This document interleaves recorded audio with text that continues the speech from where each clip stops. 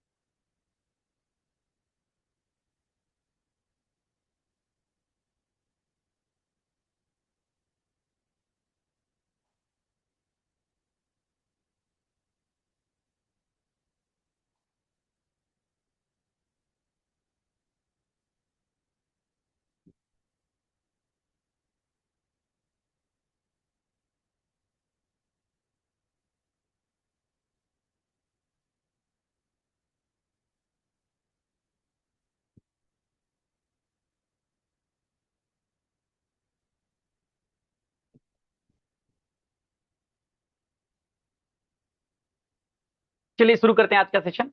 जल्दी से आप लोग सब लोग आ जाइए, ठीक है। समझते हैं यहाँ पर क्या क्या हमें कवर करना है आज के सेशन में।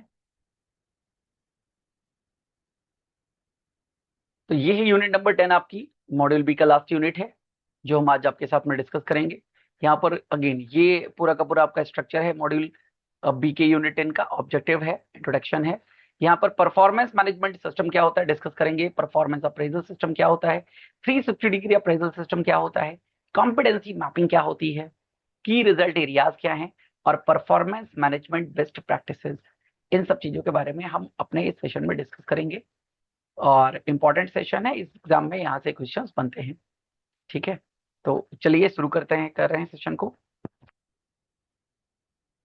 चलिए,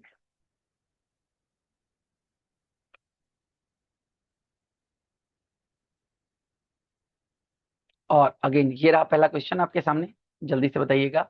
with reference to performance management and performance appraisal, performance management और परफॉर्मेंस अप्रेजल को लेकर के क्वेश्चन पूछा जा रहा है आपसे सबसे पहले, ठीक है। और कंसिडर करना है आपको फॉलोइंग स्टेटमेंट।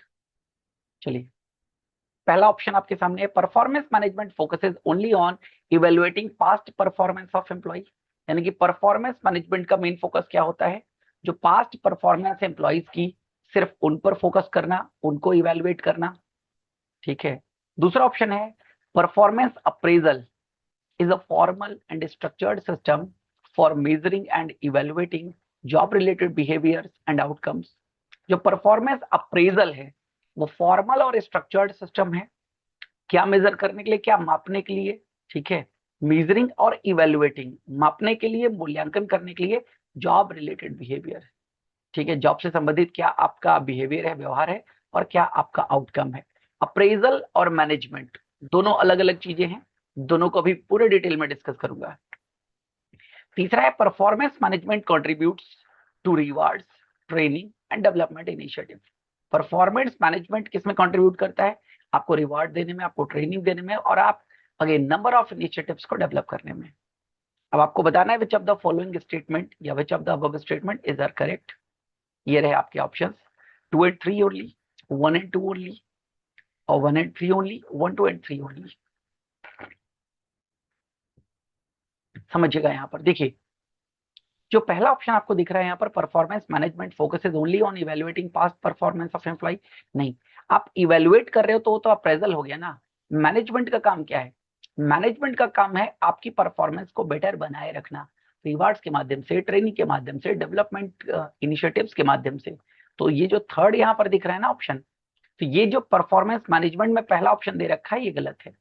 दूसरा भी सही है यहाँ पर अप्रेजल को लेकर के, और मैनेजमेंट को लेकर के तीसरी बात बिल्कुल सही यहाँ पर दे रखी है। तो सही ऑप्शन यहाँ पर हो जाता है 2 और 3 ओनली। ठीक है, तो स्टेटमेंट 1 इनकरेक्ट है, क्योंकि परफॉर्मेंस मैनेजमेंट लुक करता है, क्या देखता है, पास्ट परफॉर्मेंस और फ्यूचर इंप्रूवमेंट। पिछली क्या परफॉर्मेंस रही है आपकी और भविष्य में लेकर के क्या इंप्रूवमेंट है आपका, इन दोनों को ध्यान में रखता है। ठीक है, परफॉर्मेंस मैनेजमेंट।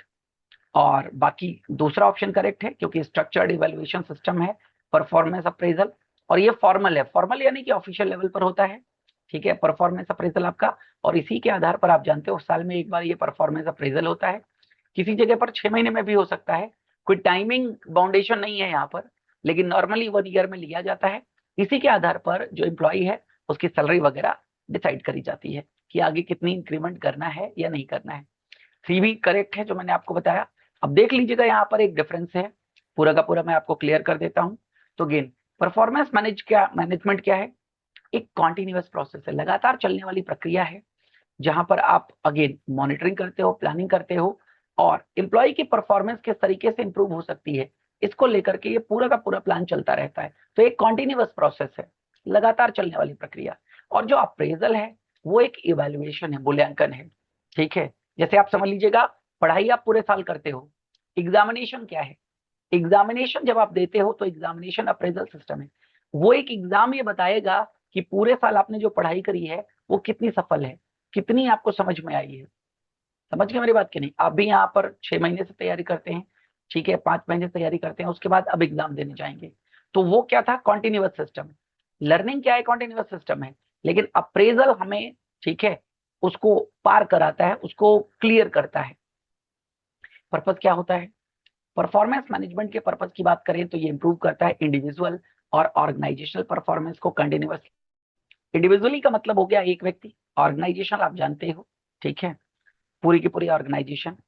और अप्रेजल का काम क्या होता है, इंप्लॉय की परफॉर्मेंस को एसेस करना और उसको मेजर करना, उसको मापना। देन नेचर क्या होता है यहाँ पर, नेचर की बात करें तो ये ऑनगोइंग और प्रोएक्टिव है, लगातार चलते रहने वाली। और प्रोएक्टिव का मतलब होता है पहले। ठीक है, तो परफॉर्मेंस मैनेजमेंट अगर आप कर रहे हो तो इसका मतलब है आप चाहते हो आपका एम्प्लॉय बेटर डेवलप हो, ठीक है, जो भी ऑर्गेनाइजेशनल गोल्स हैं उनको बेटर तरीके से अचीव कर सके। तो ये प्रोएक्टिव है। ये एक पीरियोडिक है और रेट्रोस्पेक्टिव है।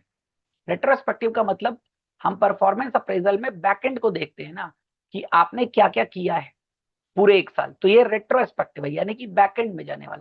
रेट्रो रिलेट करता है हमेशा पिछली चीजों को, और पीरियोडिक जो मैंने आपको बताया कि समय समय पर, जैसा जहां पर जो भी 3 महीने, 6 महीने, साल भर, जो भी टाइम बाउंडेशन है, तो ये पीरियोडिक होती है। लेकिन परफॉर्मेंस मैनेजमेंट का मेन फोकस क्या होता है, परफॉर्मेंस मैनेजमेंट का फोकस होता है परफॉर्मेंस इंप्रूवमेंट, डेवलपमेंट और गोल अचीवमेंट पर, और इवेल्युएशन और रेटिंग पर फोकस होता है अप्रेजल का। ये कॉन्टिन्यूअस रहती है थ्रू आउट द ईयर, और ये आपको मैंने अभी बताया, usually conducted annually, semi annually या फिर क्वार्टरली। ठीक है, स्कोप, तो परफॉर्मेंस मैनेजमेंट का स्कोप ब्रॉड है। आप कह सकते हो कि परफॉर्मेंस मैनेजमेंट, ठीक है, के अंदर ही परफॉर्मेंस अप्रेजल ऐड होता है। तो ये ब्रॉड ब्रॉड है, ये क्योंकि ये गोल सेट करता है, कोचिंग, फीडबैक, ट्रेनिंग और अप्रेजल, ये सब यहाँ पर इन्वॉल्व होता है। और ये नैरो है, ठीक है, इसका जो स्कोप है छोटा है। ये सिर्फ और सिर्फ एम्प्लॉय की पास्ट परफॉर्मेंस के आधार पर अप्रेजल करता है। ठीक है, अप्रेजल यानी कि उसका मूल्यांकन करने का काम करता है।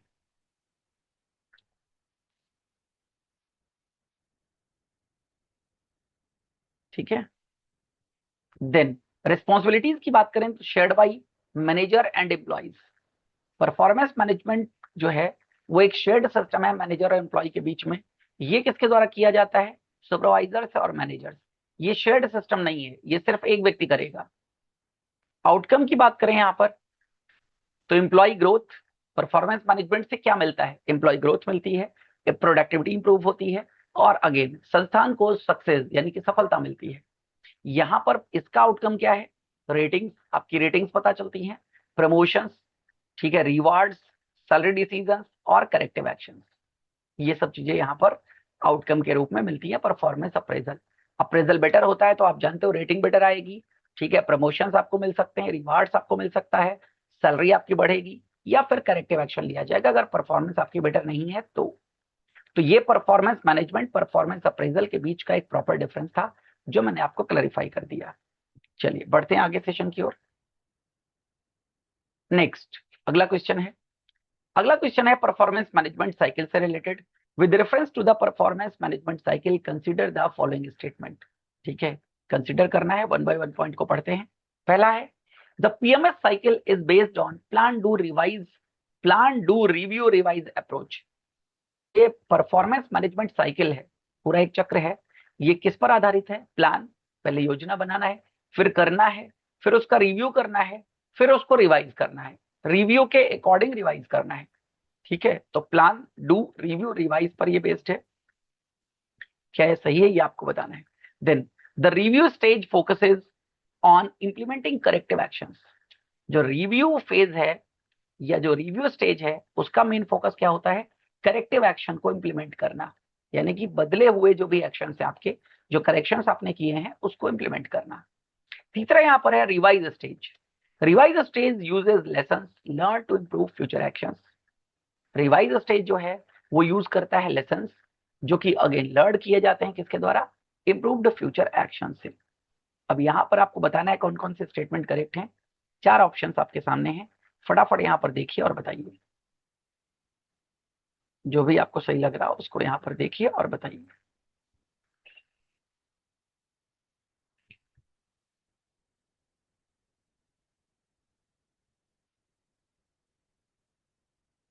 चलिए, और जो लोग जहाँ मतलब यूट्यूब वगैरह से जो लोग क्लासेस देख रहे हैं, तो किसी प्रकार का कोई डाउट हो तो आप चैट बॉक्स में मेंशन कर सकते हैं। मेरी नजर आपकी चैट पर भी बनी रहती है। ठीक है, चलिए शुरू करते हैं। मतलब शुरू तो कर ही दिया है, समझते हैं इसको। हम्म, क्या लगता है आप लोगों को? देखो, पहला तो plan do review revise approach एकदम सही है यहाँ पर। दूसरा जो है ये रिव्यू स्टेज। रिव्यू स्टेज में हम करेक्टिव एक्शन नहीं लेते हैं। करेक्टिव एक्शन हमेशा कहां पर आएगा? रिवाइज पे आएगा। रिव्यू पे तो हम खुद रिव्यू ले रहे हैं, यानी कि हम देख रहे हैं जो भी हमने ये परफॉर्मेंस मैनेजमेंट बनाया है। ठीक है, ये जो भी रिव्यू का मतलब ये होता है आपने जो भी प्रोसेस को इंप्लीमेंट किया है उस प्रोसेस को एक बार देखना कि वाकई में प्रोसेस सही से काम कर रही है या प्रोसेस सही से काम नहीं कर रही। कोई भी मॉडल आपका सही से काम कर रहा है या सही से काम नहीं कर रहा है, तो ये अगर काम सही से नहीं कर रहा है तो करेक्टिव एक्शन किस में लेंगे? रिवाइज फेज में। तो दैट्स वाई यहाँ पर दूसरा ऑप्शन गलत हो जाता है। पहला और तीसरा, यानी कि इसका सही ऑप्शन क्या है यहाँ पर? ए इज द राइट ऑप्शन। तो यहाँ पर समझ लेते हैं परफॉर्मेंस मैनेजमेंट साइकिल के बारे में। परफॉर्मेंस मैनेजमेंट साइकिल, जो ये परफॉर्मेंस मैनेजमेंट प्रोसेस है पूरा, ये इंक्लूड करता है गोल सेटिंग, ठीक है, then planning, monitoring, developing, reviewing, analysing and rewarding. ठीक है, परफॉर्मेंस मैनेजमेंट मेजर करता है measurement, performance management, measurement and information approach. Performance management किस पर बेस्ड होता है? Plan do review revise. Plan का मतलब है अंडरस्टैंडिंग करंट परफॉर्मेंस, वर्तमान में क्या प्रदर्शन चल रहा है उसको समझना। प्रियोरिटाइज करना, what needs to be done, क्या किया जाना आवश्यक है। आइडेंटिफाई एक्शंस, उन एक्शंस को आइडेंटिफाई करना है जो लिए जाएंगे, that need to be taken, and planning for the improvement. ठीक है, कि किस तरीके से और बेटर किया जा सकता है, उन स्टेप्स को प्लान करना है, उन स्टेप्स को हमें करना है। देन डू है, अब जो आपने प्लान किया उसके अकॉर्डिंग काम करना। तो ensure that the proper system and processes are in place to support improvement, take action, manage risk, helping people achieve better performance. तो जो प्लान किया उसके अकॉर्डिंग डू करना है, यानी कि काम करना है। पहले प्लान बना लिया ना, समझ लिया चीजों को, ठीक है, अब डू करना है। डू करने के बाद रिव्यू करना है कि जो प्लान बनाया था उसके अकॉर्डिंग काम किया गया है, कितना किया गया है, ये सब रिव्यू में। तो रिव्यू का मतलब क्या? Understanding the impact of your action, अपने एक्शंस को अंडरस्टैंड करना, समझना, परफॉर्मेंस को रिव्यू करना, स्पीकिंग टू यूजर्स, जो उस चीज को यूज कर रहे हैं, जैसे कोई प्रोडक्ट है, कोई उसको इस्तेमाल कर रहा है तो उससे रिव्यू लिया जाता है ना कि भैया प्रोडक्ट इस्तेमाल करने के बाद आपको कैसा लगा। तो speaking to users and stakeholders about their experience of performance and getting a better picture of changing circumstances. अब रिव्यू आपको मिल गया, अगर रिव्यू पॉजिटिव है तो अगेन गो अहेड, जैसा चल रहा है चलने दीजिए। अगर रिव्यू में किसी प्रकार की कोई प्रॉब्लम्स आपको दिखाई देती हैं तो करेक्टिव एक्शन कहां पर लेने हैं? रिवाइज में। तो using the lesson learn from review to change your plan, अपना प्लान उस अकॉर्डिंग आपको चेंज करना है कि जो स्टार्टिंग में था ना, ये पूरी की पूरी कॉन्टिन्यूअस प्रोसेस है। अब आपने रिवाइज किया, फिर रिवाइज के अकॉर्डिंग आपको जो प्लान किया था उस तरीके से नहीं चल पाए, तो हमें बदलना है अपने प्लान को थोड़ा सा, ठीक है। तो चेंज योर प्लान और what do so that future action is more efficient, effective and appropriate. और रिवाइज करके हम यही चाहते हैं कि हमारे जो फ्यूचर एक्शंस हों वो इफेक्टिव हों, एफिशिएंट हों, अप्रोप्रिएट हों। तो स्टेटमेंट 1 करेक्ट था, यहाँ पर स्टेटमेंट 2 इनकरेक्ट है, ठीक है, जो मैंने आपको बताया, और स्टेटमेंट 3 भी यहाँ पर करेक्ट है। चलिए नेक्स्ट आ जाते हैं। विद रेफरेंस टू की रिजल्ट एरियाज, हम की रिजल्ट एरियाज की बात यहाँ पर कर रहे हैं। Key result areas, consider the following statement. Key result areas are derived from organisational objectives and departmental responsibilities. जो की रिजल्ट एरियाज हैं वो कहाँ से लिए जाते हैं, संस्थान का उद्देश्य क्या है, और अगेन आपके विभाग की क्या क्या जिम्मेदारियां हैं, यहां से आते हैं key result areas. Then key result areas का फोकस किस पर होता है, only on individual employee interest, सिर्फ और सिर्फ व्यक्तिगत एम्प्लॉय इंटरेस्ट, यानी कि ऑर्गेनाइजेशनल इंटरेस्ट से कोई मतलब नहीं है क्या, ठीक है। Then KRAs help align individual goals with corporate goals. जो की रिजल्ट एरियाज हैं उनका उद्देश्य क्या है, इंडिविजुअल गोल, यानी कि अगेन हमारा और आपका गोल क्या है, और कॉर्पोरेट जिस कंपनी में हम काम कर रहे हैं उसका उद्देश्य क्या है। तो कंपनी का उद्देश्य हमारे उद्देश्य को अलाइंड करना, ये की रिजल्ट एरियाज का काम है। तो अब आपको यहाँ पर बताना है कौन से स्टेटमेंट करेक्ट हैं। 4 ऑप्शन आपके सामने हैं, 1 and 3 only, 2 only, 1 only, 1, 2 and 3 only. तो अगेन आपको यहाँ पर सही ऑप्शन पता चल रहा होगा। जो KRAs हैं, ठीक है, वो यस ऑर्गेनाइजेशनल और डिपार्टमेंटल रिस्पॉन्सिबिलिटीज के बिहाफ पर डिराइव किए जाते हैं, ये यहीं से आते हैं की रिजल्ट एरियाज, ठीक है, क्योंकि रिजल्ट आपको कहां से पता चलेगा, क्या आपका उद्देश्य है, क्या आपने अचीव किया है, पता चल जाएगा हमें। देन दूसरा, KRAs फोकस करेंगे सिर्फ इंडिविजुअल एम्प्लॉय इंटरेस्ट पर, नहीं, इंडिविजुअल एम्प्लॉय इंटरेस्ट पे फोकस ना करके KRAs का मेन फोकस होता है ऑर्गेनाइजेशनल और डिपार्टमेंटल प्रोग्रेस को फोकस करना। तो ये इंडिविजुअल एम्प्लॉयज नहीं है, ये ऑर्गेनाइजेशनल गोल्स पर फोकस करते हैं, ध्यान रखिएगा। तो दूसरा वाला ऑप्शन यहाँ पर गलत हो जाता है, तीसरा ऑप्शन यहाँ पर बिल्कुल सही है। तो इस यहाँ पर अगर सही ऑप्शन की बात करें तो A is the right option, 1 and 3 only. तो 1 करेक्ट है क्योंकि KRA is link to organisation and departmental objectives. 2 incorrect है क्योंकि KRAs are not based solely on employee interest, सिर्फ और सिर्फ एम्प्लॉय के इंटरेस्ट पर KRA बेस्ड नहीं होते, मैंने आपको बताया ऑर्गेनाइजेशनल इंटरेस्ट पर भी बेस्ड होते हैं। और 3 करेक्ट है। की रिजल्ट एरियाज होते क्या है, सेट ऑफ एक्टिविटीज, यानी कि अगेन वो कार्यों की प्रक्रिया derived out of short term objectives, ठीक है। KRAs refer to general areas of outcome or outputs for which the department's role is responsible based on the KRAs set as well as the organizational goals as per the goal setting method followed in the organization। तो की result areas का मतलब क्या है, जो plan में set किए गए हैं। हर एक ऑर्गेनाइजेशन अपने आगे बढ़ने के लिए, अभी आपको बताया ना परफॉर्मेंस मैनेजमेंट साइकिल में क्या था, प्लान, डू, रिव्यू, रिवाइज। तो हमने प्लान किया है, तो अचीवमेंट क्या है हमारा, तो की रिजल्ट एरियाज किससे रिलेटेड होंगे, जो कुछ भी हम पहले बता चुके हैं, हमने क्या बनाया था सिस्टम और हमें क्या अचीव हुआ है। तो ये एक प्रकार की एक्टिविटीज होती हैं जो शॉर्ट टर्म ऑब्जेक्टिव से डिराइव होती हैं, ठीक है। ये जनरल एरियाज है आउटकम, आउटकम यानी कि क्या मिला आपको, तो फाइनल यूज की, ठीक है। तो डिपार्टमेंट का जो भी रोल है वो रिस्पॉन्सिबल है किसके आधार पर, की रिजल्ट एरियाज के आधार पर काम करने के लिए। देन अब 360 डिग्री अप्रेजल की बात यहाँ पर हम कर रहे हैं। 360 डिग्री अप्रेजल समझिएगा यहाँ पर। तो with reference to 360 degree appraisal consider the following statement. कुछ स्टेटमेंट हैं जो आपको कंसीडर करने हैं। पहला, feedback is obtained only from the employees immediate supervisor. 360 degree appraisal में अप्रेजल का मतलब आपको बता दिया है। अप्रेजल का मतलब है आपको पूरी तरीके से रिव्यू किया जाना, जिससे आगे आपकी सैलरी, आपका रिवार्ड, इन सब चीजों को मैनेज किया जा सके। अप्रेजल का मतलब पूरी तरह से आपका मूल्यांकन किया जा रहा है कि आप ऑर्गेनाइजेशन के लिए कितने वैल्यूएबल हैं राइट नाउ। और अगेन वो आपकी स्किल्स के अकॉर्डिंग होगा। जैसे जैसे इसी के लिए कॉन्टिन्यूअस इंप्रूवमेंट आपके अंदर हो रहा है कि नहीं, पिछले साल आपने क्या अचीव किया था, इस बार आप क्या अचीव कर रहे हो, क्या क्या टारगेट्स पिछली बार आपने अचीव कर लिए थे, इस बार क्या क्या टारगेट्स, तो कंपैरिजन किया जाता है। तो ये कंपैरिजन करने के लिए ये अप्रेजल अप्रेजल एम्प्लॉय का हो रहा है। तो क्या इसमें फीडबैक सिर्फ और सिर्फ एम्प्लॉय के इमीडिएट सुपरवाइजर से ली जाती है, यानी कि सिर्फ उसका जो सुपरवाइजर है, इमीडिएट सुपरवाइजर, उनके ऊपर मैनेजर्स या जो उसके ऊपर मैनेजर्स है उनसे नहीं, जस्ट आपके ऊपर जो आपका सीनियर है, इमीडिएट सुपरवाइजर, ठीक है, उसी से ली जाती है फीडबैक। दूसरा, कस्टमर्स में also participate in the appraisal process, customers भी अप्रेजल प्रोसेस में पार्टिसिपेट कर सकते हैं, यानी कि कस्टमर फीडबैक भी आता है।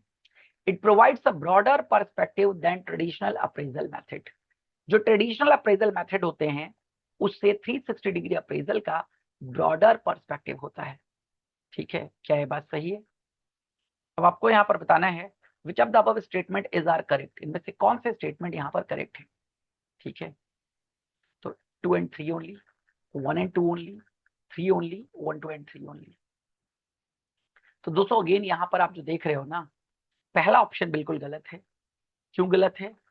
सिर्फ और सिर्फ एम्प्लॉय के इमीडिएट सुपरवाइजर से नहीं, कस्टमर हैं, स्टेक होल्डर्स हैं, सभी से फीडबैक लिया जाता है। नाम ही है ना 360 डिग्री अप्रेजल, तो 360 डिग्री में आप जानते हो होल कवर हो जाता है।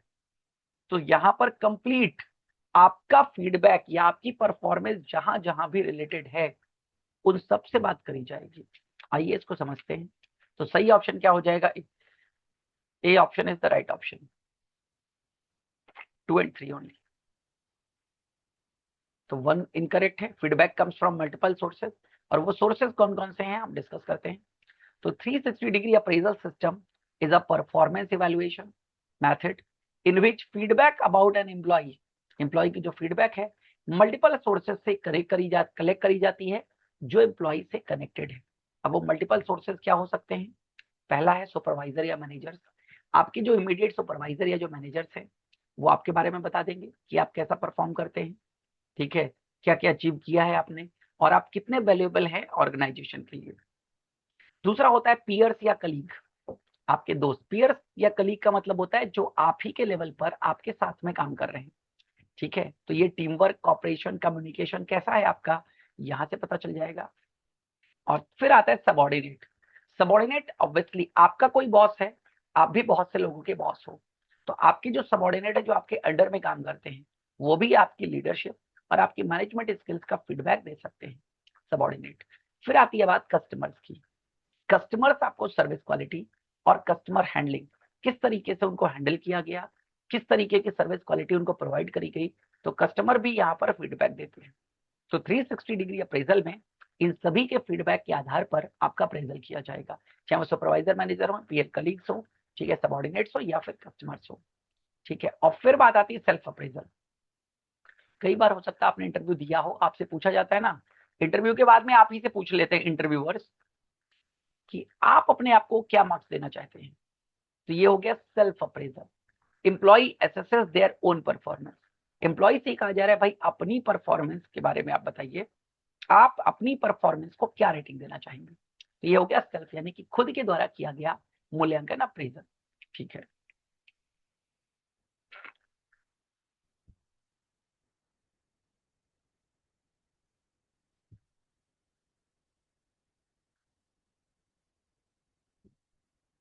देन आगे समझिएगा। नेक्स्ट क्वेश्चन है with reference to with reference to steps involved in performance appraisal, consider the following statement। अब स्टेप्स की बात हो रही है, जो परफॉर्मेंस अप्रेजल में स्टेप्स इन्वॉल्व हैं, ठीक है, उन स्टेप्स को आपको कंसिडर करना है। पहला स्टेप है performance standard should be measurable and clearly defined. जो परफॉर्मेंस स्टैंडर्ड हैं वो मेजरेबल होने चाहिए और क्लियरली डिफाइंड होने चाहिए। दूसरा, actual performance should be measured before communicating expectations to employees. जो एक्चुअल परफॉर्मेंस है उसको मेजर किया जाना चाहिए before communicating expectation to employees. मतलब हमारी क्या एक्सपेक्टेशन है वो कम्युनिकेशन से पहले, ठीक है, हम अपनी एक्सपेक्टेशन आपको बाद में बताएंगे, पहले आपकी वर्तमान में क्या परफॉर्मेंस है उसको अप्रेज किया जाना, ठीक है, उसको मेजर किया जाना। फिर corrective action is generally the final step of the appraisal process. Corrective actions ये फाइनल स्टेप्स होते हैं अप्रेजल प्रोसेस का, ठीक है। अब यहां पर बताइएगा कौन कौन से ऑप्शंस करेक्ट हैं। 1 and 3 only, 2 and 3 only, 1 only और 1, 2 and 3। सोचिए और बताइए। देखो पहला वाला पॉइंट क्या कह रहा है, performance standard should be measurable. अगर परफॉर्मेंस स्टैंडर्ड मेजरेबल नहीं होंगे और क्लियरली डिफाइन नहीं होंगे तो अप्रेजल करेंगे किस बात का। अप्रेजल में अगर स्टैंडर्ड्स आपको क्लियर नहीं है, हमको किन के बिहाफ पर अप्रेजल देखना है ना। जैसे अगेन आपको एक मार्क्स बताया गया कि 100 नंबर का पेपर है आपका, फिर देखा जाएगा भाई आप कितने मार्क्स लेकर के आए। क्राइटेरिया बना दिया गया, मैक्सिमम 100 मार्क्स होंगे, 50% आपको लेकर के आना है, तब आपका वो पेपर क्लियर माना जाएगा। ये सब चीजें पहले से बता दी गई। मैक्सिमम मार्क्स अगर पता ही हो तो आपका क्या रहा, मतलब कोई 50 नंबर लाया, कोई 60 नंबर लाया, कोई 70 नंबर लाया, आप किससे मेजर करोगे। तो स्टैंडर्ड क्या है यहाँ पर 100, सेम एज यहाँ पर। तो परफॉर्मेंस स्टैंडर्ड्स होना चाहिए, ये मेजरेबल होना चाहिए और क्लियरली डिफाइंड होना चाहिए, क्योंकि इसी के आधार पर आपकी परफॉर्मेंस को अप्रेज किया जाएगा। Then actual performance should be measured before communicating expectations to employees। आपकी क्या एक्सपेक्टेशन है किसी इंप्लॉय से, या आप कब बताते हो, उसकी परफॉर्मेंस चेक करने के बाद या परफॉर्मेंस चेक करने से पहले। एक्चुअल परफॉर्मेंस तो आपको पहले बताना पड़ेगा ना, मतलब सॉरी, एक्चुअल परफॉर्मेंस से पहले आपको अपनी एक्सपेक्टेशंस बतानी होंगी ना। पहले से ही बता दिया गया कि भैया 100 नंबर का पेपर होगा, 50 नंबर लाने ही लाने हैं, अगर इतने नहीं ला पाए तो क्या हो जाएगा। तो एक्सपेक्टेशन ऑर्गेनाइजेशन अपनी इंप्लॉय को जिस दिन इंप्लॉय ज्वाइन करता है उसी दिन उसको सारे मिशन, विजन और क्वांटिफिकेशन।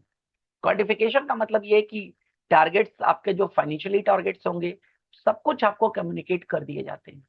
क्योंकि अगर आपको ये पता ही नहीं होगा मुझे किस स्टैंडर्ड तक पहुंचना है और क्या करना है, तब तक आप वो काम अचीव नहीं कर पाओगे। तो एक्चुअल परफॉर्मेंस को मेजर किया जाता है बिफोर नहीं, after communicating expectations to employees. That's why दूसरा ऑप्शन यहाँ पर गलत हो जाता है, पहला सही है, तीसरा सही है, सही ऑप्शन यहाँ पर ए हो जाता है। तो standard should be objective and measurable होने चाहिए, जो मैंने बताया। तो एक्सपेक्टेशंस को कम्युनिकेट करना है बिफोर परफॉर्मेंस मेजरमेंट, और करेक्टिव एक्शंस फाइनल डिस्कशन है। आपको करेक्ट किया जाएगा कब, अप्रेजल के बाद में ना, ठीक है। तो ये फाइनल स्टेप होता है आपके परफॉर्मेंस मेजरमेंट, ठीक है, फाइनल स्टेप, ध्यान रखिएगा। Next, with reference to rating scale method of performance appraisal. Performance appraisal का जो रेटिंग स्केल मेथड है उससे रिलेटेड कुछ पॉइंट्स हैं यहाँ पर, ठीक है।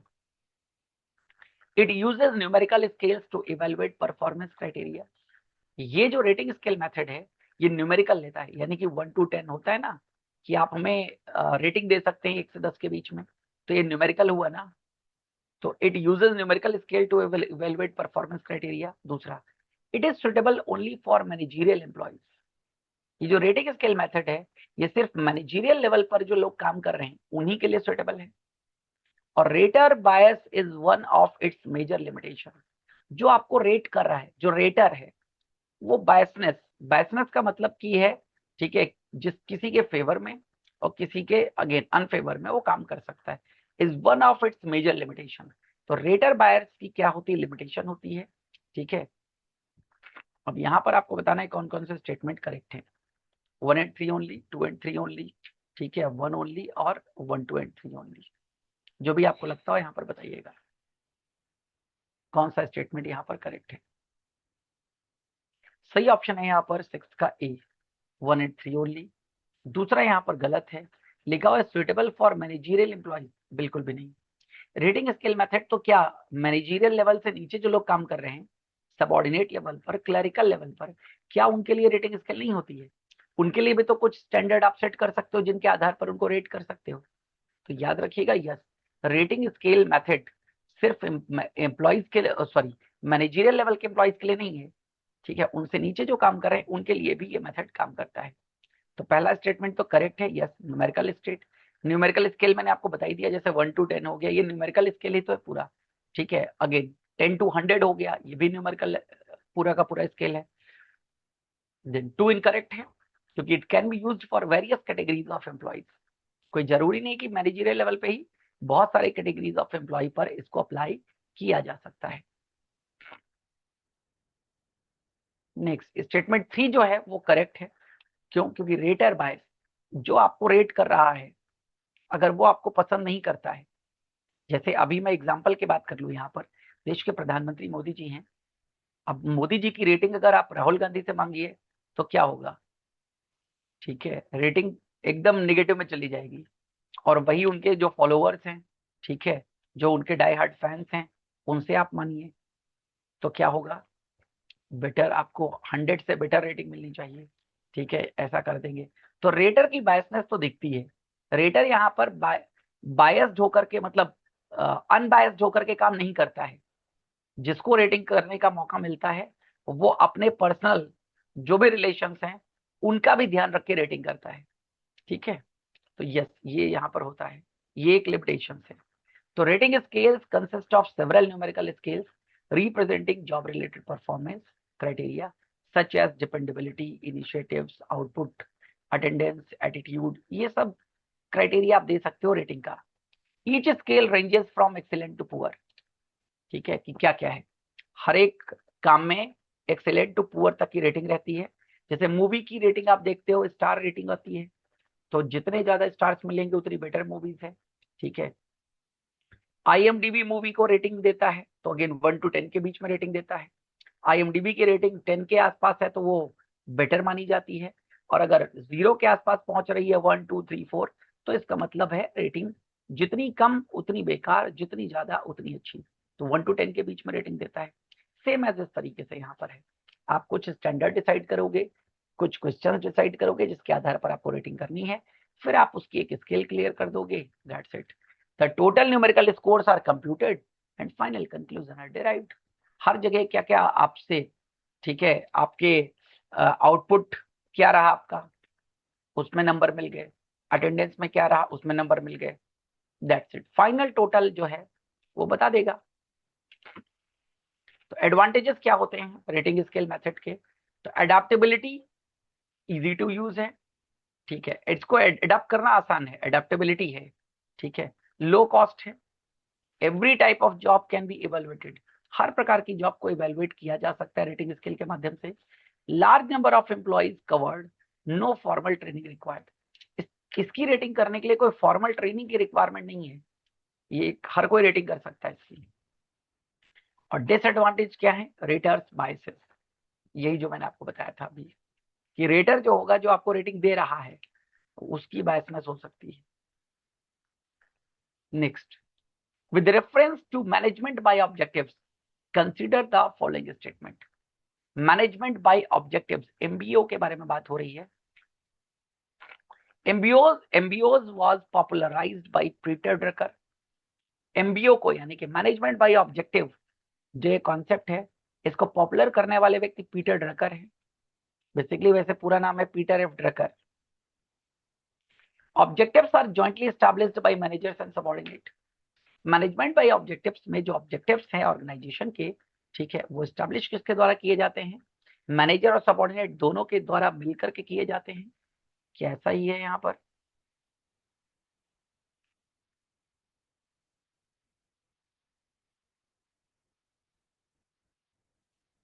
देन अगेन बात समझिएगा, MBO increases role ambiguity among employees.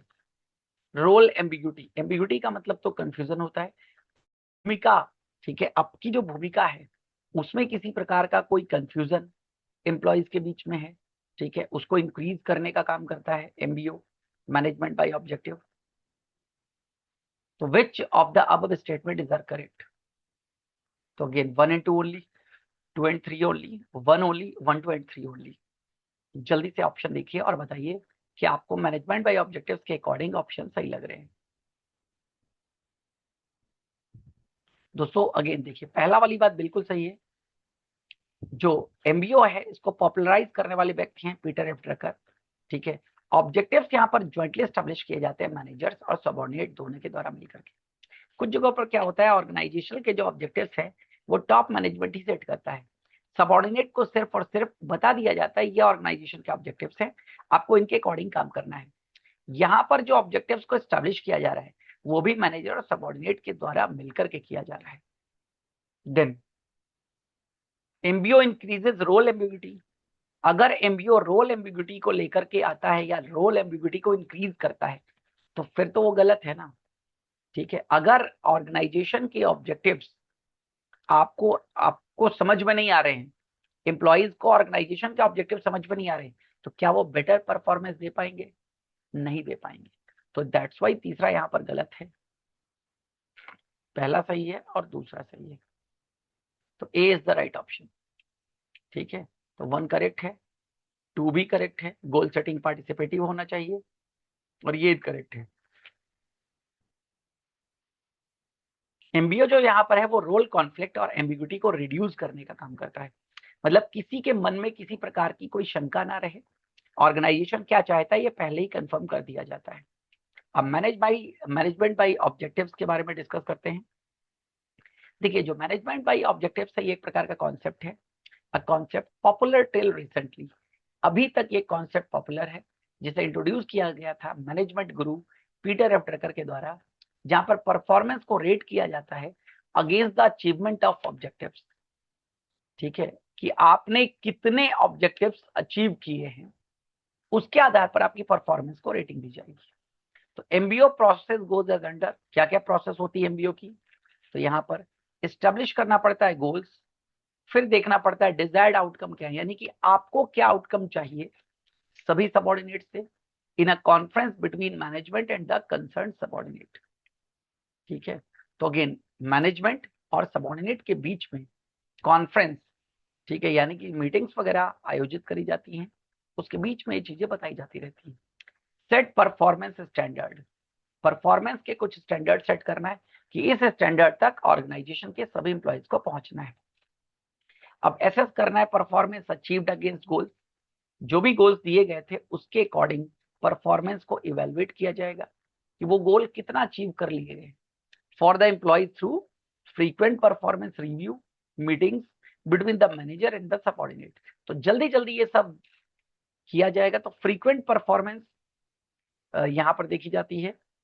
Then identify reasons for shortfall, क्या कमियां रह गई, तो आइडेंटिफाई करना है रीजंस किसके लिए, शॉर्टफॉल के भी यहाँ पर, और देना है फीडबैक फॉर इम्प्रूवमेंट, इंप्रूवमेंट के लिए क्या क्या फीडबैक हो सकता है। एस्टेब्लिश करने new goals and new strategies for the coming year, आने वाले सालों के लिए नए गोल्स क्या होंगे आपके लिए, और नई रणनीतियां क्या होंगी जिनसे उन गोल्स को आप अचीव कर सको। तो ये है मैनेजमेंट बाय ऑब्जेक्टिव्स पूरा का पूरा। अगला क्वेश्चन है यहाँ पर बिहेवियरली एंकर्ड रेटिंग स्केल, जिसे हम बार्स के नाम से जानते हैं। तो consider the following statement, bars को लेकर के आपको कुछ स्टेटमेंट्स बताने हैं। पहला है BARS uses critical incidents as behavioural, बहुत सारे इंसिडेंट्स, बहुत सारी जो घटनाएं हैं उनको बार्स इस्तेमाल करता है, ठीक है, बिहेवियर का एक तरीके से पता लगाने के लिए। तो बिहेवियरल एंकर्स। दूसरा, बार्स प्रोवाइड करता है clearer standards than many trained appraisal methods. ठीक है, बार्स आपको क्या प्रोवाइड करता है, क्लियर स्टैंडर्ड प्रोवाइड करता है जो पुराने आपके ट्रेडिशनल अप्रेजल मेथड हैं उनसे। बार्स कंप्लीटली इलिमिनेट करता है the need for human judgement, बार में ह्यूमन जजमेंट को कंप्लीटली इलिमिनेट किया जाता है, यानी कि ह्यूमन जजमेंट की किसी प्रकार से आपको आवश्यकता नहीं होगी। तो दोस्तों यहाँ पर ऑप्शंस आपको बताने कौन कौन से सही हैं, और ये तीसरा वाला ही ऑप्शन गलत है, क्योंकि बार्स कंप्लीटली, नाम ही है बिहेवियरली एंकर्ड रेटिंग स्केल, तो यहाँ पर आप कंप्लीटली ह्यूमन जजमेंट को निगेटिव मतलब ह्यूमन जजमेंट को हटा दो, नीड इलिमिनेट कर दो, ये गलत है। ठीक है, तो दैट्स वाई ऑप्शन सही क्या हो जाएगा, ए।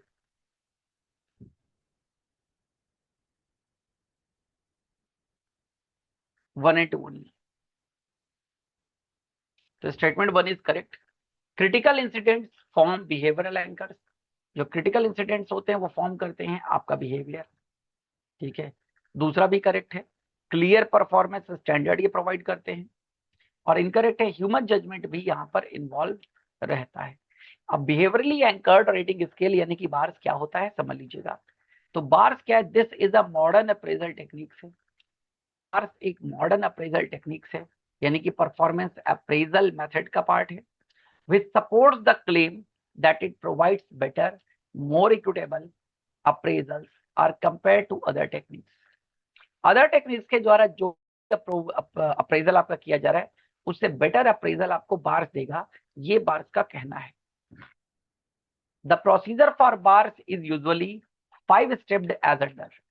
जो बार्स का जो पूरा का पूरा प्रोसीजर है वो 5 स्टेप्स 5 चरणों में डिवाइडेड है। पहला है जनरेट क्रिटिकल इंसिडेंट। सबसे पहले हम क्रिटिकल इंसिडेंट्स के बारे में बात करेंगे।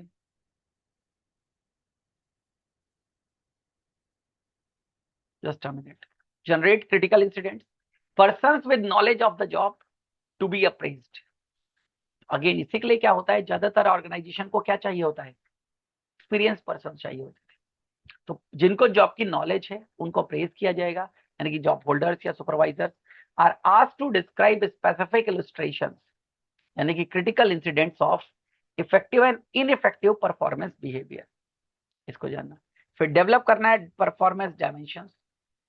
Then the people that divide the incidents into a smaller set, 5 to 10 of the performance dimensions, each cluster is then defined clearly, ठीक है।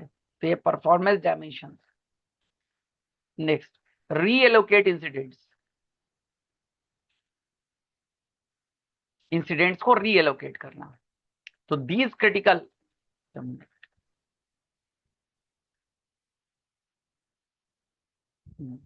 so these critical incidents are then reallocated to any group of people who also know the job, जो job को जानते हैं।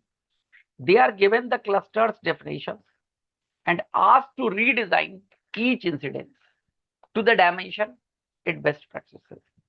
तो dimensions की जो best practices है उसके बारे में बात करी जा रही है। इंसिडेंट्स को रीएलोकेट यानी कि फिर से उनको एलोकेट करना, ठीक है। तो अब 2 और की बात कर लेते हैं क्योंकि 5 स्टेप्स हैं। फिर है scale of incidents. This second group is generally asked to rate on a given scale. जो सेकेंड ग्रुप बनाया गया है, ठीक है, ये किसके लिए है, गिवन स्केल पर रेटिंग करने के लिए।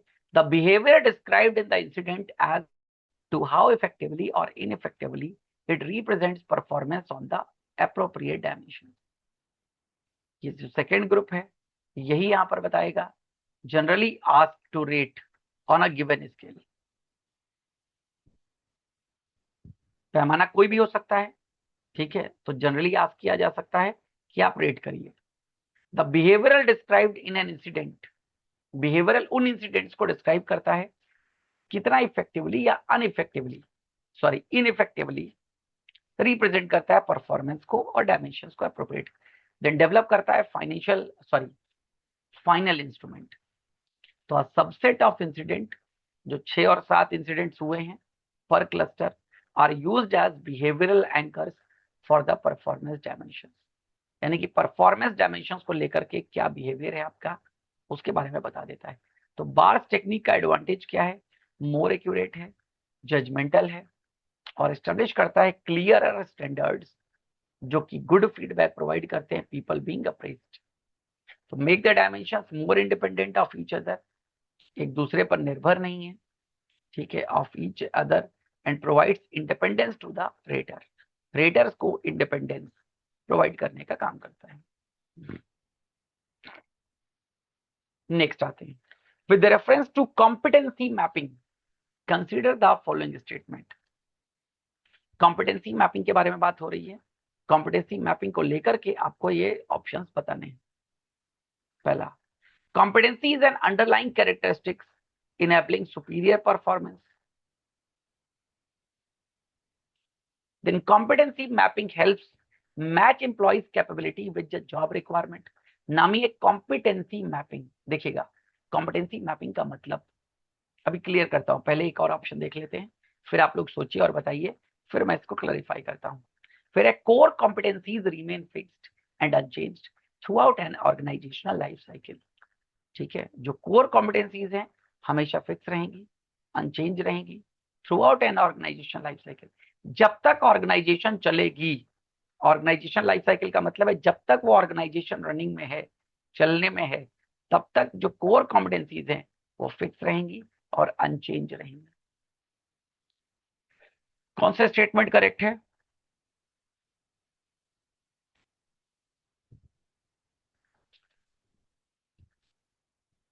हम्म देखिए, क्या पूरे जीवन भर कुछ चीजों को फिक्स कर सकते हो?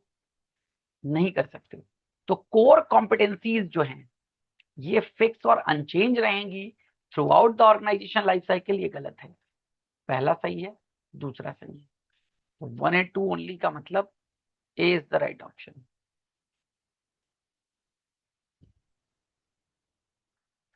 ठीक है, कोर कॉम्पिटेंसीज जो होती हैं वो इवॉल्व, बदलती रहती हैं ऑर्गेनाइजेशन चेंज के साथ साथ। जैसे जैसे संस्थान में कोई बदलाव होगा, जो कोर कॉम्पिटेंसीज हैं वो बढ़ती जाएंगी, ठीक है, या वो बदलती जाएंगी, किसी भी तरीके से यहां पर हो सकता है। अब कॉम्पिटेंसी मैपिंग के बारे में बात करें तो गेन कट थ्रोट कंपटीशन बाजार में है, उसी को मैच किया जाता है।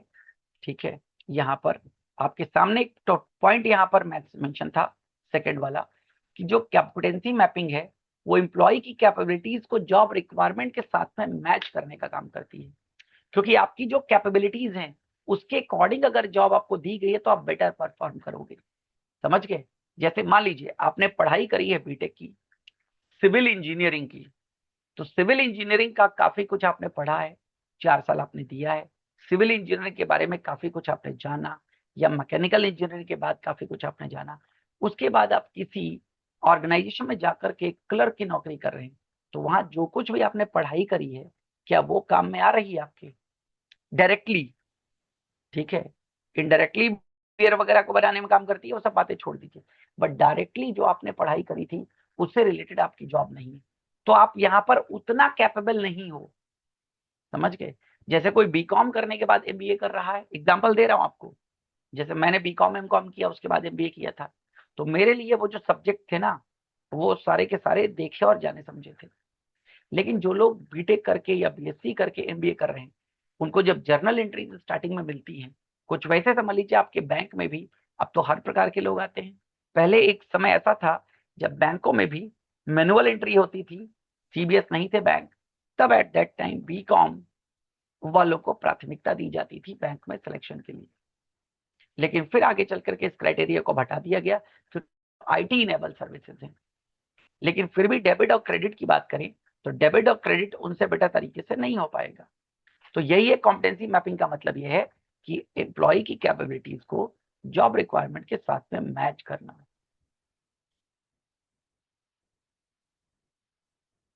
Next question, a bank introduces a system where an employee is evaluated by his supervisor, peers, subordinate, customers and self.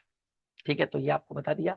The objective is to assess leadership, teamwork and customer orientation.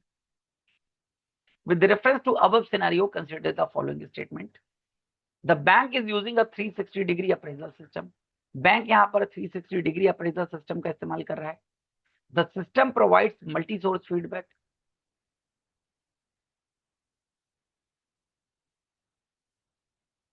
The system provides multi source feedback, ठीक है।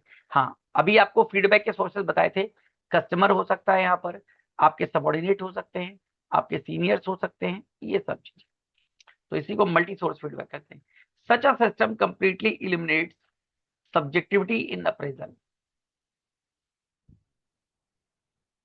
Which of the above statement is are correct?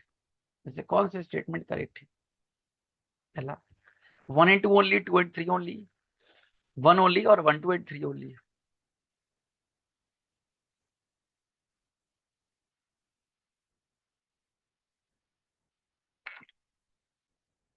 Again यहाँ पर एक बात बस याद रखिएगा, ये नंबरिंग A1 यहाँ से शुरू है,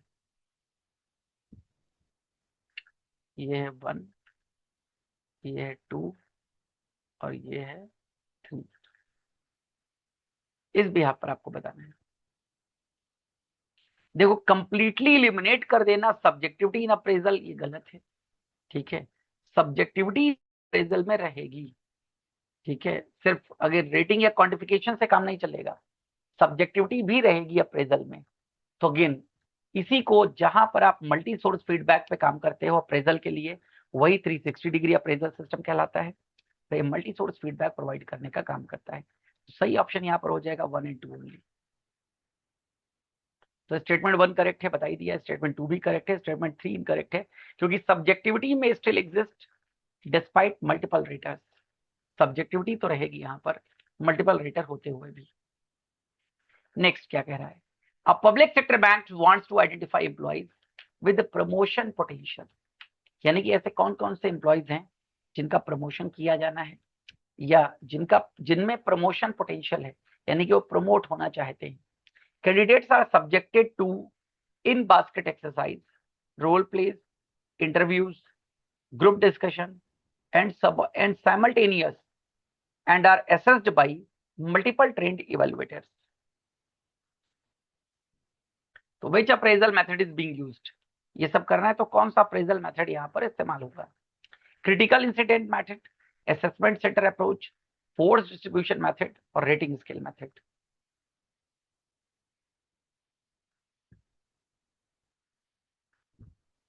आइडेंटिफाई कर रहे हैं एम्प्लॉइज को किसके भी यहाँ पर, promotional potential.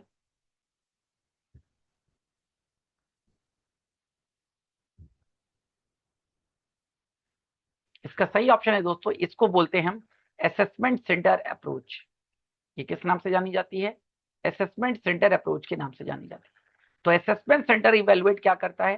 Future potential through simulation. Simulation इस प्रकार की टेक्निक्स होती हैं जो रियल को, ठीक है, आर्टिफिशियल बना करके काम किया जाता है। जैसे एक एग्जांपल आपको मैं बताऊं, सिमुलेशन ट्रेनिंग भी होती है। जैसे आपको कार पहले दिन सिखाने के लिए कार में नहीं बिठा दिया जाएगा, पहले आपको बताया जाएगा कार के इंस्ट्रूमेंटल्स के बारे में सब कुछ। ठीक है, फिर क्या होता है, वर्चुअल सिमुलेशन का मतलब है वर्चुअल। जैसे गेम वगैरह खेलते हैं ना आप कार में बैठ करके, ठीक है, आजकल जो एडवांस गेमिंग सिस्टम्स होते हैं, ठीक है, तो वहां पर आप जा करके कर सकते हैं, सेम एज यहाँ पर है। तो असेसमेंट सेंटर इवेल्युएट करता है क्या? Future potential through simulation, role plays, group discussion, interview exercise और मल्टीपल एक्सरसाइज के द्वारा ये सारे काम किए जाते हैं। तो इनको प्रमोशन और लीडरशिप असेसमेंट के लिए इस्तेमाल किया जाता है। अब बात करते हैं यहाँ पर force distribution method of performance appraisal. Consider the following statement. Force distribution method के बारे में बताना है। पहला, employees are distributed across different performance categories. Employee को डिस्ट्रीब्यूट किया जाता है उनकी परफॉर्मेंस कैटेगरी के हिसाब से अलग अलग, यानी कि जैसे जिसने परफॉर्मेंस करी है वैसी हम कैटेगरी यहाँ पर बना देंगे। The method assumes that employee performance follows a normal distribution. ये जो मेथड है ये assume करता है, ठीक है, जो एम्प्लॉइज हैं,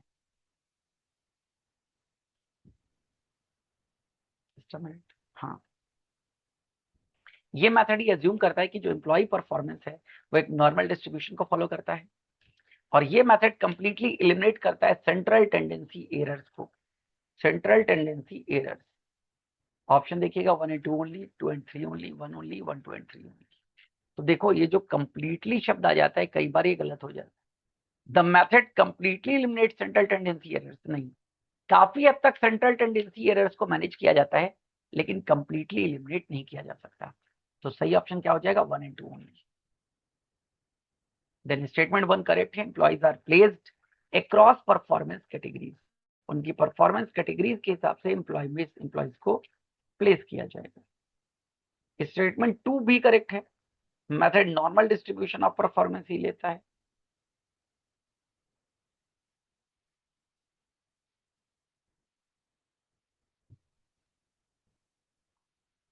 देन 3 इनकरेक्ट है, आपको मैंने बताया।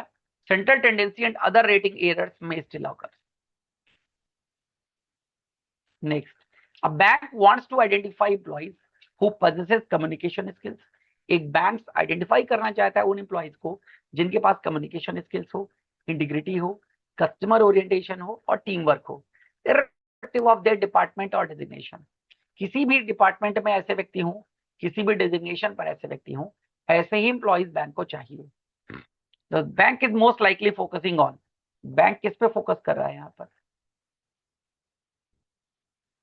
Technical competencies, generic competencies, functional competencies और असेसमेंट सेंटर कॉम्पिटेंसीज। ये किस प्रकार की कॉम्पिटेंसीज हैं यहाँ पर?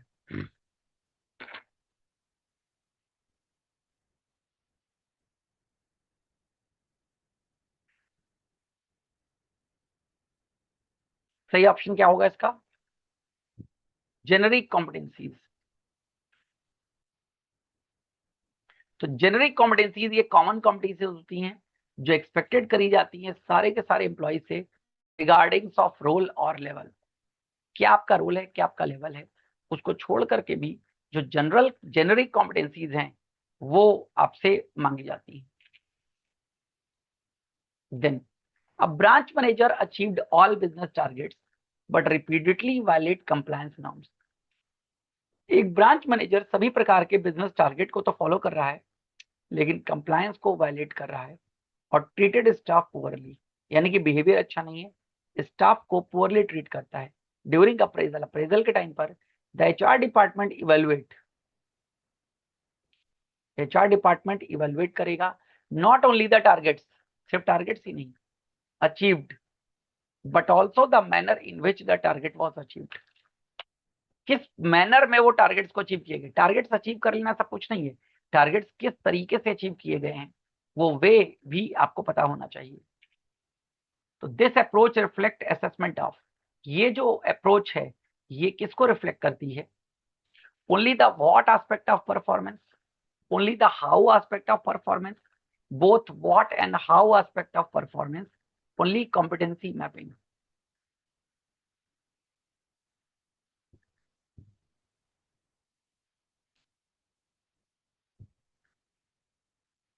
तो ये अप्रोच रिलेट करती है both what and how aspect of performance, क्या परफॉर्मेंस है और हाउ कैसे है।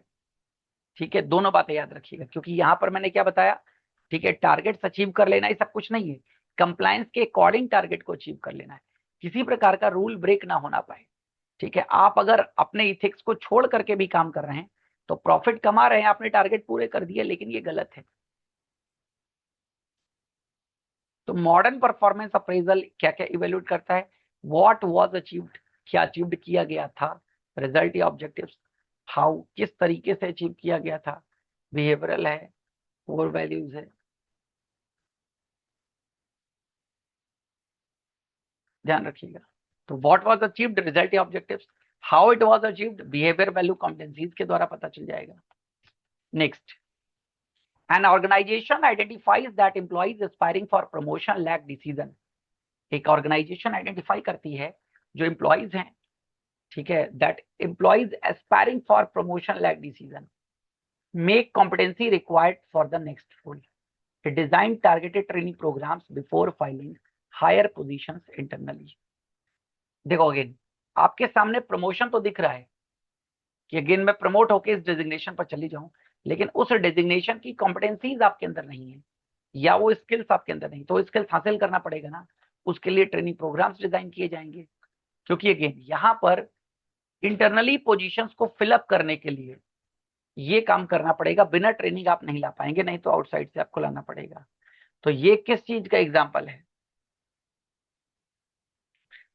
इसी को बोलते हैं दोस्तों succession planning through competency mapping. Succession तो बताया ना, उत्तराधिकार, उत्तराधिकार का मतलब है जो टॉप लेवल के लोग हैं उनको ऑर्गेनाइजेशन के और कौन से लोग हैं जो रिप्लेस करेंगे। तो succession planning through competency mapping, competency mapping help करती है identify future talent gaps and support succession planning, ध्यान रखिएगा। Next, a manager spends most of his time trekking the number of meetings, कितनी मीटिंग्स हुई हैं, objective agenda क्या रहा है वो सब बात के अलग। एक मैनेजर स्पेंड करा है ज्यादातर अपना टाइम, ठीक है, his time trekking the number of meetings, कितनी मीटिंग्स हुई, कंडक्टेड, ईमेल्स कितने भेजे गए,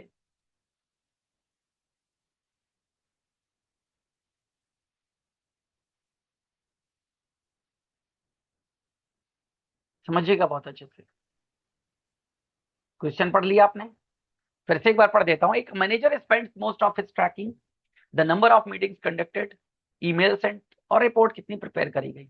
however the organisation wants evaluation based on the actual business outcome. तो यहाँ पर एक्चुअल बिजनेस आउटकम नहीं देखा जा रहा है, वो देख रहा है मैंने कितनी मीटिंग अटेंड कर ली है। आउटकम क्या है आपका, टारगेट्स कितने पूरे किए आपने, उससे कोई मतलब नहीं है। हमने मीटिंग आज इतनी अटेंड करी, इतने ईमेल सेंड कर लिए, और अब मैं थक गया हूं, अब मैं बाद में काम करूंगा, ये कहने का मतलब है। तो again, which principle of KRA की result areas design to be being violated. कौन सा यहाँ पर जो की रिजल्ट एरियाज हैं, ठीक है, वो वायलेट किया जा रहा है।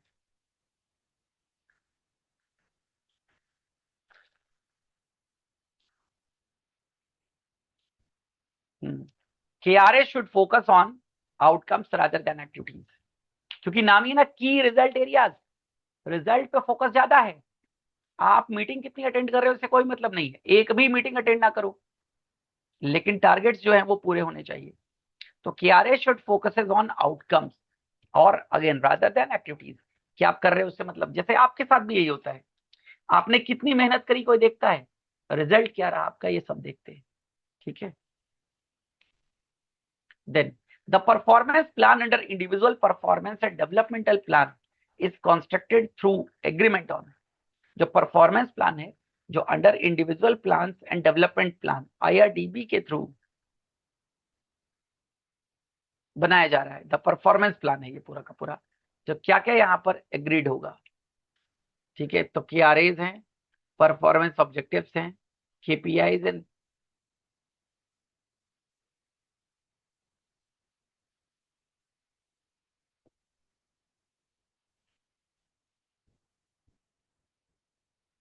ऑप्शंस आपको मिल गए यहाँ पर। KRAs, performance objectives, KPI and performance targets, action plan. Select the correct answer, जल्दी से बताइएगा। किस प्रकार के एग्रीमेंट के बिहाफ पर ये जो परफॉर्मेंस प्लान है, जो कि individual performance and develop plan के अंतर्गत है, यानी कि IRDP के अंतर्गत है, सोचिएगा और बताइएगा।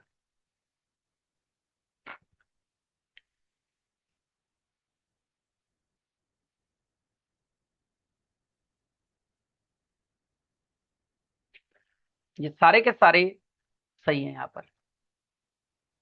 जो इंडिविजुअल परफॉर्मेंस डेवलप प्लान के अंतर्गत परफॉर्मेंस प्लान बनाया जाएगा, इन सब के आधार पर, तो की रिजल्ट एरियाज क्या चाहिए आपको, परफॉर्मेंस के ऑब्जेक्टिव्स क्या हैं, KPI की परफॉर्मेंस, ठीक है, देन और परफॉर्मेंस टारगेट्स हैं, यहाँ पर एक्शन प्लान है, इन सभी के अकॉर्डिंग काम किया जाएगा। देन विद रेफरेंस टू की परफॉर्मेंस इंडिकेटर, KPI की बात होती है ना, की performance indicator consider the following statement, KPI को लेकर के। KPI are measure used to determine whether KRAs has been achieved, की रिजल्ट एरियाज अचीव कर दिए गए हैं, ठीक है, उसी के आधार पर KPI डिसाइड होती है। तो KPI का मेजर किसके आधार पर होता है, जो KRAs अचीव किए गए हैं उनके आधार पर। दूसरा, KPI क्वांटिटेटिव और क्वालिटेटिव दोनों हो सकते हैं। जो की परफॉर्मेंस इंडिकेटर्स हैं वो क्वांटिटेटिव क्वालिटेटिव दोनों प्रकार के हो सकते हैं, ठीक है।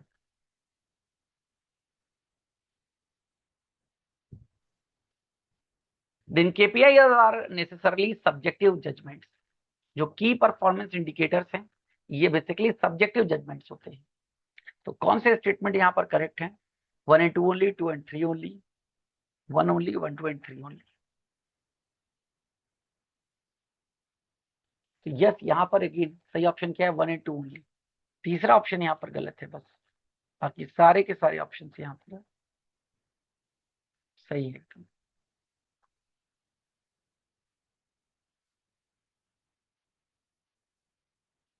समझ लीजिएगा एक बार। चलिए अगला question, which of the following would be classified as a time based KPI। Time based KPI के बिहाफ पर यहाँ पर किसे क्लासिफाई किया गया है, number of complaint received, cost reduction achievement, average call response time और स्टाफ टर्नओवर रेशियो, ठीक है।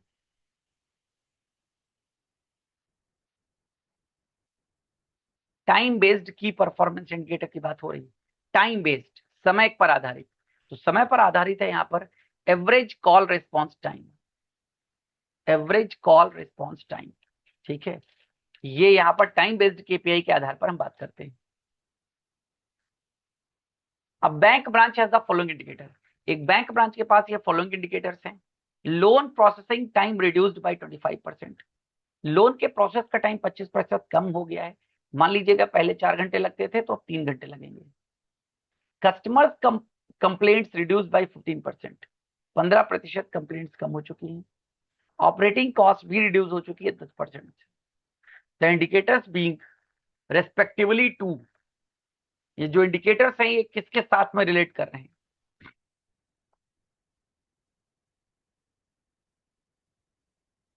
अगेन आपको यहां पर पता चल रहा होगा। देखो पहला क्या रिलेट कर रहा है, टाइम कम हुआ है। दूसरा क्या है यहाँ पर, customer complaints reduced bye, customer complaints reduce हुई हैं, इसका मतलब क्वालिटी बेटर करी है आपने। तो दो चीजें मिल गई, एक अपने आप सही हो जाएगी costing. Next, an HR manager is following target. एक एचआर मैनेजर को कुछ फॉलोइंग टारगेट्स दिए गए हैं। पहला क्या है, reduce employee turnover to 10%। Employee turnover को 10% से कम करना है। इनमें से कौन सा मोस्ट अप्रोप्रिएट केपीआई होगा इसके लिए? Number of training programmes conducted, percentage of employees leaving during a given period, number of interviews conducted, number of appraisal forms completed.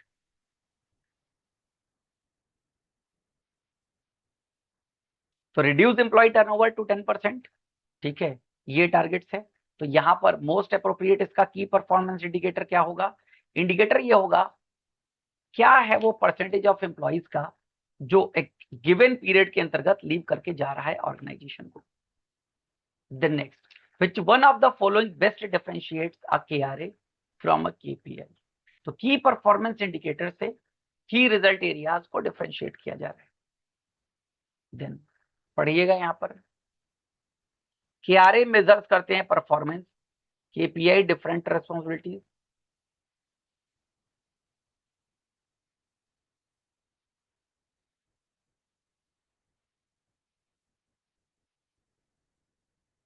समझ लीजिएगा डिटेल में।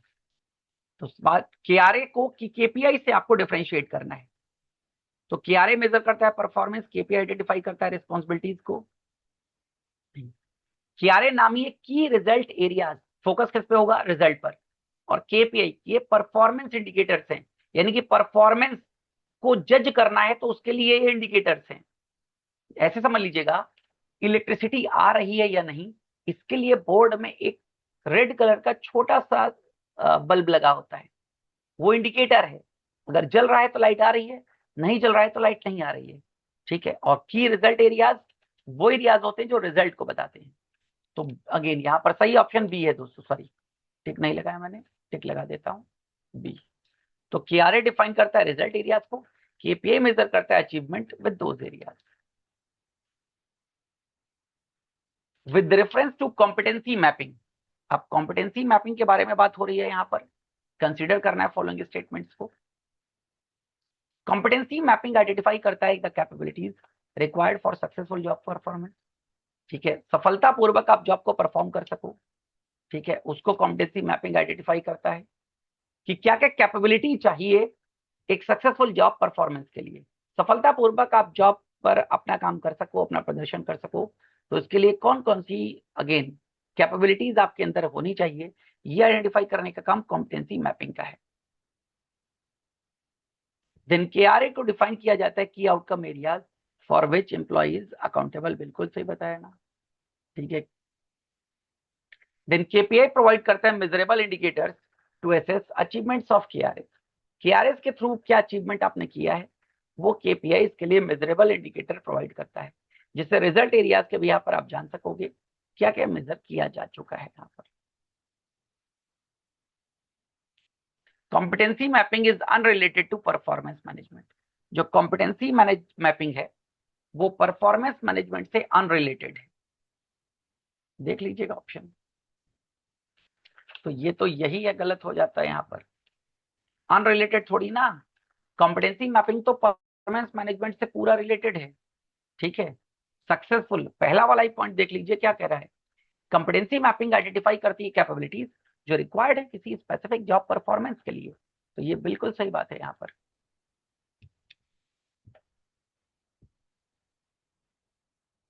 ठीक है, तो कॉम्पिटेंसी मैपिंग KRA KPIs ये इंटरलिंक्ड एलिमेंट्स होते हैं मॉडर्न परफॉर्मेंस के। ठीक है, मैनेजमेंट सिस्टम। स्टेटमेंट 4 इनकरेक्ट है, क्योंकि कॉम्पिटेंसी मैपिंग जो है वो एक्सटेंसिवली इस्तेमाल करी जाती है परफॉर्मेंस मैनेजमेंट में, training, succession and planning. Then दोस्तों अगेन, किसी भी प्रकार की कोई क्वेरी अगर आपकी है तो आप कमेंट सेक्शन में मेंशन कर सकते हैं। ठीक है, या आप मेल कर सकते हैं nstoor@gmail.com। देन मोबाइल एप्लीकेशन जाकर के डाउनलोड कर लीजिएगा NStoor के नाम से, और उस मोबाइल एप्लीकेशन, ठीक है, और NStoor स्कूल ऑफ बैंकिंग, ये हमारा वेबसाइट पोर्टल है, दोनों में जाकर के नंबर ऑफ कोर्सेज आप एसेस कर सकते हैं। यहाँ पर मैं आपको बता दूं, CIB का कोर्स लॉन्च किया जा चुका है, आप इस CIB के कोर्स के साथ जुड़ सकते हैं, रिकॉर्डेड कोर्स है। ठीक है, और इस कोर्स का जो वर्तमान प्राइस है वो 4999 रखा गया। वैसे तो प्राइस 5999 का है, लेकिन 1000 रुपीज का आपको यहाँ पर ऑफ अभी दिया जा रहा है। तो आप जाइए NStoor की एप्लीकेशन को डाउनलोड कर लीजिएगा, ठीक है, या वेब पोर्टल पर NStoor स्कूल ऑफ बैंकिंग। ठीक है, और इन क्लासेस के साथ में आप लोग जुड़ जाइए और अच्छी अपनी तैयारी करिए। मिलते हैं आपसे दोस्तों अगले सेशन में, तब तक हमें दीजिए इजाजत। ठीक है, thank you, ta ta bye bye, मिलते हैं अगले सेशन में।